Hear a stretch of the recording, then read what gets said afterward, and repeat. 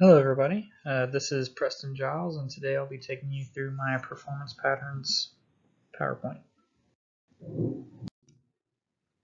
So up first we have our table of contents. So basically I'll be taking you through an introduction, some background, a little bit more about the problem, conclusions that I've drawn, and obviously the end. So introduction, as I said before, my name is Preston Giles. At Full Sail University, currently in the Patterns and Recognition course. And today's date, 06/05/2021.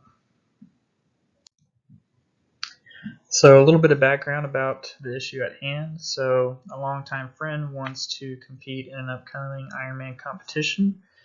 She has currently spent 2 years preparing for it. While one of the things she did while preparing was some serious data analysis to decide whether or not certain things would be useful. One of the things she decided that she actually needs help deciding on is how to spend her time training. So I know that she is currently slow in all three areas, swimming, biking, and running. So using data analysis, I want to help my friend prepare and focus on those critical areas. So the problem at hand. First off, I want to determine the data that's needed.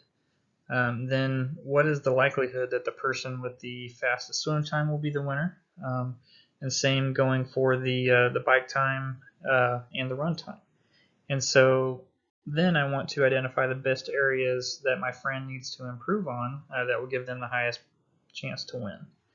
And then on top of that, what is the probability that the first person, say out of the water, is the one that wins the race, or the second or third? And then same thing with the bike. So depending on what place they come out in those parts of the competition, does that have any effect on their likelihood to win? So determining the data that needed, basically 5 years of data is what I've come to conclude that I'll need. The relevant attributes such as gender, rank, and nationality. And then I'll need the times associated with each of the events: swim, run, and bike. And then their total time. On top of that, I'll need it from a reliable source, and I'll need at least the top 10 individuals per race per gender. So the data that I collected, I put on display here. So essentially what this shows is your run times, your bike times, your swim times, but also the total time. And what it does also is it groups it by rank. And just to kind of give you an idea of the overall values that we collected, how they stand, and kind of some similarities that you can kind of see just based off this alone.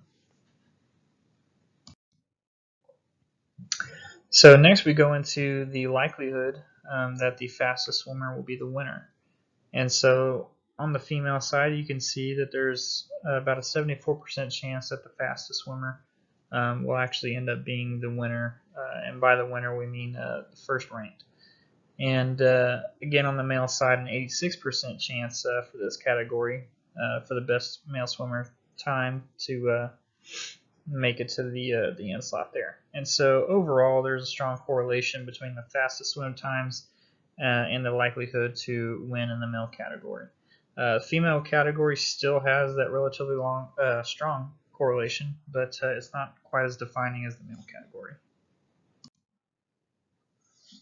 Moving on to biking. So the likelihood that the fastest biker will be the winner actually varies quite a bit. So on the female side, you have that 88% chance that the fastest biker is going to be the winner. And then on the male side, it drops down to about 58%. So what we can see there is pretty much a 30% drop, and it's pretty drastic. So overall, really strong correlation on the female category between the fastest bike times and the likelihood to win, and then much less so in the male category. And then likelihood that the fastest runner will be the winner. So this one, You can see really strong correlation on both sides. 94% on the female side, 96% on the male side. So really only a difference of around 2%.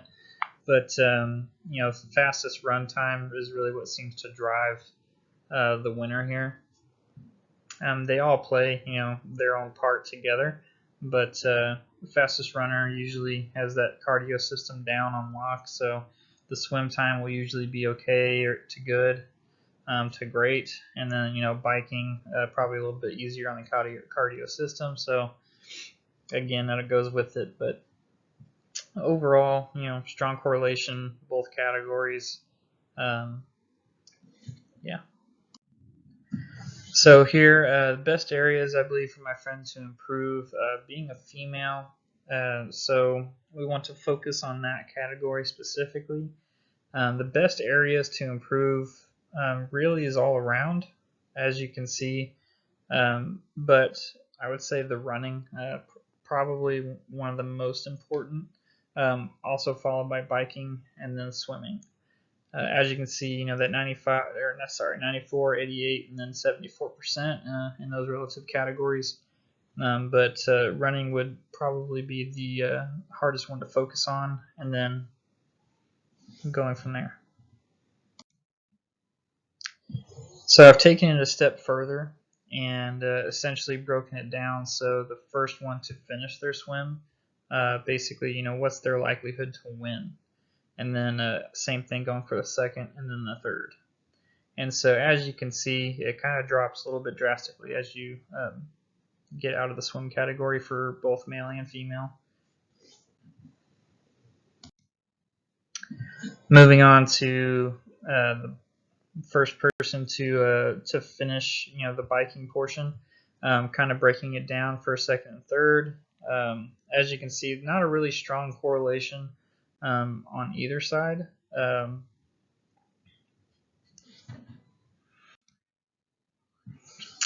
Going on to the running likelihood. So this one actually a really strong correlation. Usually the first runner to finish is 96% likely on both sides to actually win. And so what this breaks down to is it kind of relates back to my previous analysis, and essentially the running field being the most important, and just gets further exemplified as we go.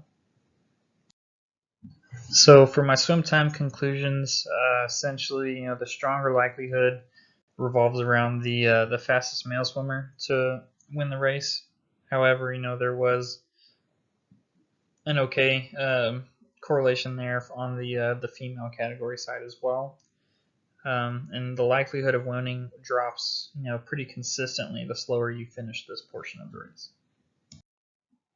So for my bike time conclusions, no strong correlation really between the fastest bike times and winning for the male category. Remember, this is the one where females who finished first were actually far more likely to win than in the male category. So it changed drastically. So the female category is 30% more likely to win if they finish the bike segment first. And overall, chances remain the same regardless of their placement in this segment. But again, that female category, they just have that really strong, finish first to get first.